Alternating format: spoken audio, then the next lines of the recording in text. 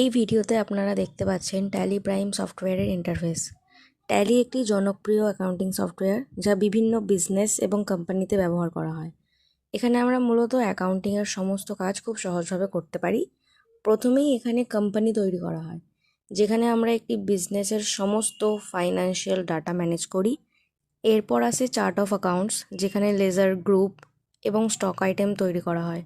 এগুলো ব্যবহার করে আমরা আমাদের হিসেবগুলো সঠিকভাবে অর্গানাইজ করতে পারি। এখন আমরা আসি ভাউচার এন্ট্রিতে, যা ট্যালির সবচেয়ে গুরুত্বপূর্ণ অংশ। ভাউচারের মাধ্যমে আমরা বিভিন্ন ধরনের লেনদেন রেকর্ড করি, যেমন payment, receipt, purchase, sales, contra এবং জার্নাল, এরকম আরও অনেক কিছু। যখন আমরা কোনো পেমেন্ট করি তখন পেমেন্ট ভাউচার ব্যবহার করি, আবার যখন টাকা পাই তখন রিসিট ভাউচার ব্যবহার করি।